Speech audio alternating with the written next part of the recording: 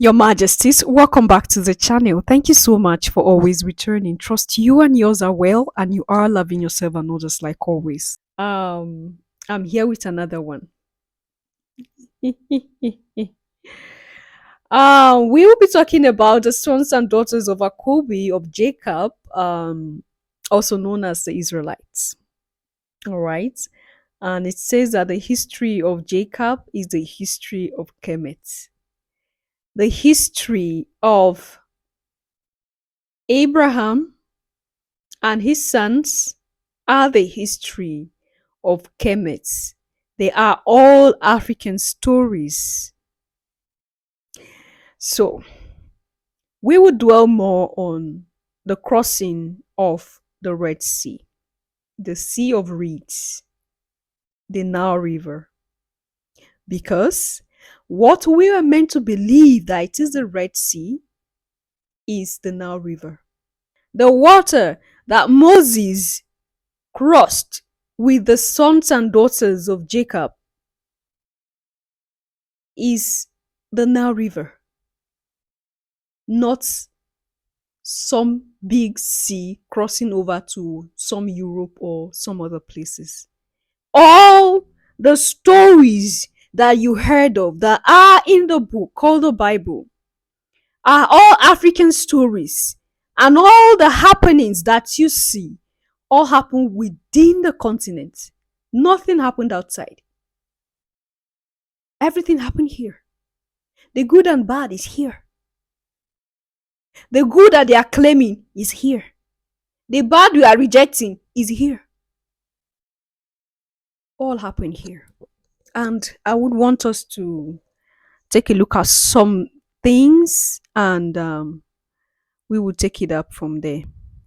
It's as if the biblical writer is trying to tell us exactly where the miracle of the sea occurred.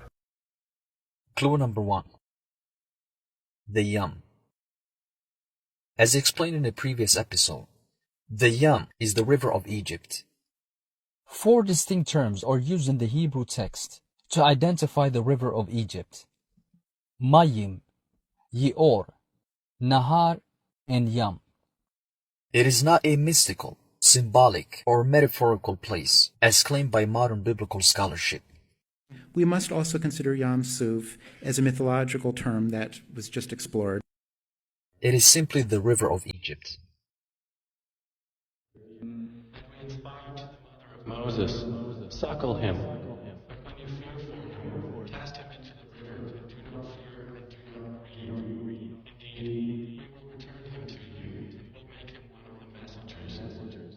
The Yam is the river that the Egyptians drank from.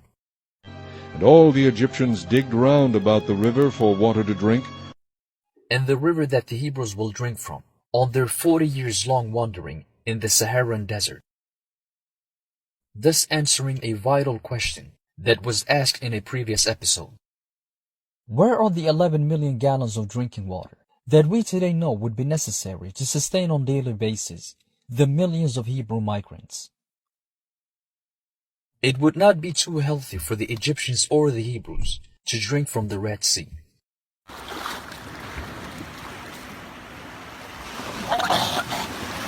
We took him and his soldiers and threw them into the sea. So see how was the end of the wrongdoers. Right in front of the Tower of the Sea, the Tower of Aswan.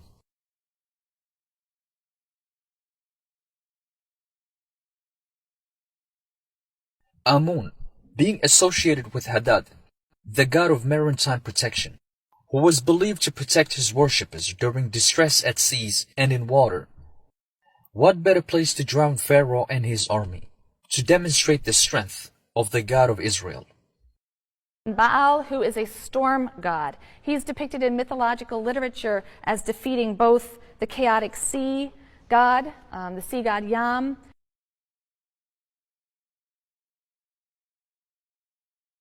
like the storm gods in the myths of Israel's neighbors. Yahweh heaps up the waters with a blast of wind. He wins a stunning victory. He establishes himself as the God of the Israelites.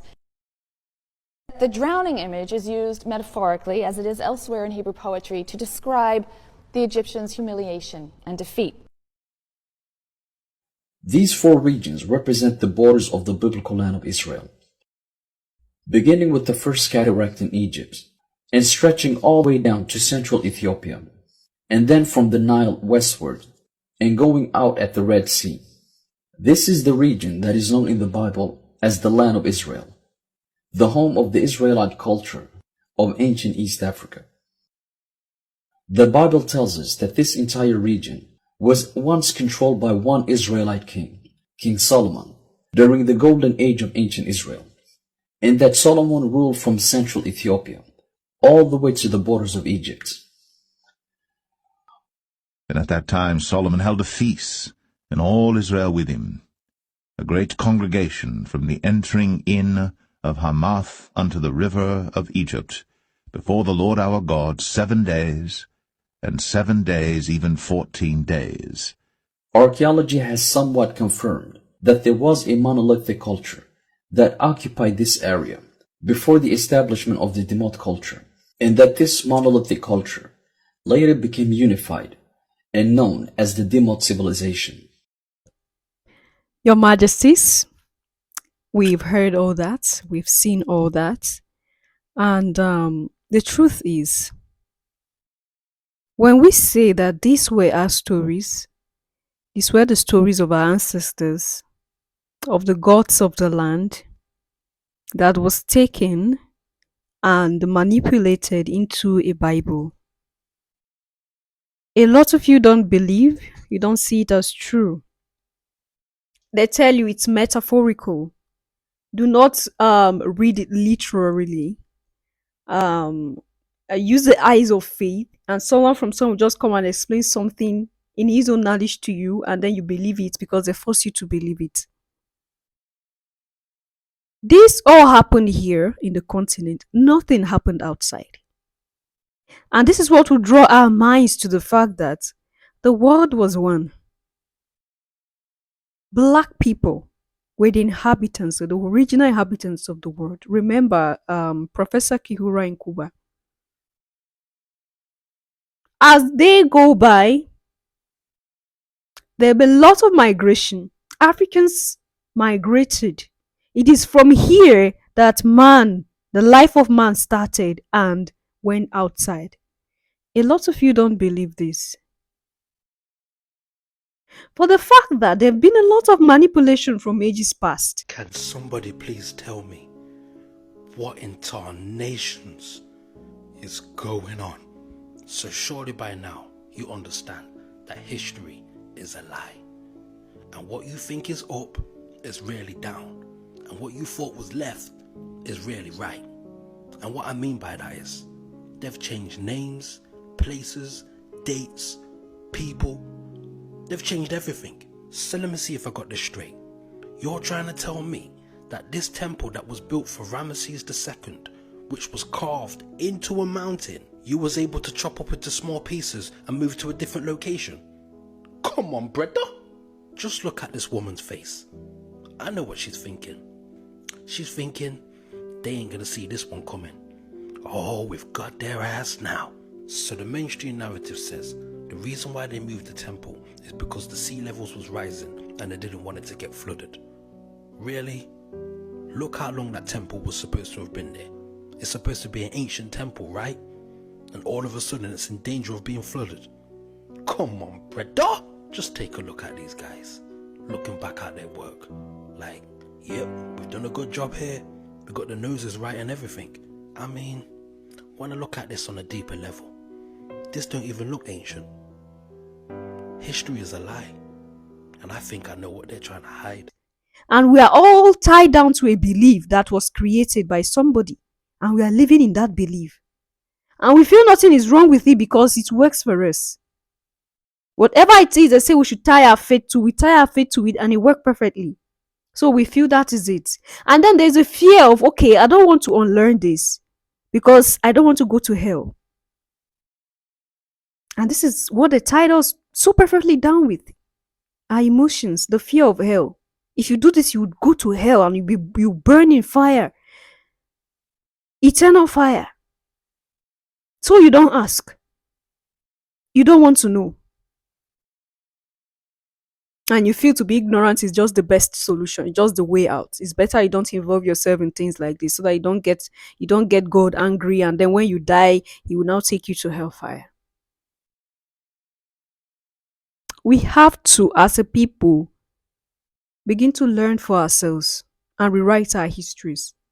The movement of Abraham from Ur, all is here in the continent of Africa. There's nothing outside. And I keep telling you, those places they say they're discovered in Turkey, those places they say they discover here and there, all is a lie. It's a lie. They come to Africa and take our evidence and go and plant it somewhere and tell you that this is it. You run to it. I get people who even argue to the latter, like people who shouldn't even be arguing. Matured, learned people. Hey, how is it that Turkey has this? How is it that there is Israel in this place? Those people in Israel are the Israelites. They are the ones, the chosen ones, the Kiniko, when already you knew that place was established in 1948. You know, but because you are still brainwashed, the thing they use on you, the way they hypnotize all of us, you are still living in that. You've not pull out yourself from that. And you think you know it all. Whatever somebody says is a lie to you. Because you want to remain in that comfort zone. You don't want to shift. You don't want to inconvenience yourself. Because of fear of hell, and again, laziness to research. If somebody bring out something to you that you feel is not true, why not do your own research? Go do your research. And some of us were used to, okay, show us this one, give us this link, give us that one. What is wrong if you do your own research? If somebody is always feeding you spoon, even when the person is lying to you, you would think it's the truth because you don't want to do your own research. We are so lazy. And that's why we are being fed by day by lies. Lies are sugar coated. And we think it's the truth. We don't want to do anything. We don't want to search for anything. We just want to stay and keep living. And there we go. And our own has finished. It continues that. No, it's not going to continue that way, Your Majesties. We will unravel what has to be unraveled. We will unravel that thing. We will know the truth. At the end of it all, we will rediscover ourselves. Remember when they were uprooting trees from Kenya, selling uprooted trees, baobab trees? I brought that story here. And I said it. This is how they uproot places. This is how they uproot iconic places and things. You are seated here as a president of a country, and then these people will come and say, well, they want to buy a tree with its roots, and you give them opportunity. They will come and uproot tree and carry it and transport it. Can't they go and plant the seed? That's why I said something was fishy.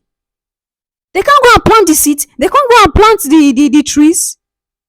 You carry your own trees from the ground with the soil and give to them to go and plant. How much are they paying? Would that money last forever? Is that the money we are even the one sitting in the world? We are dashing it out.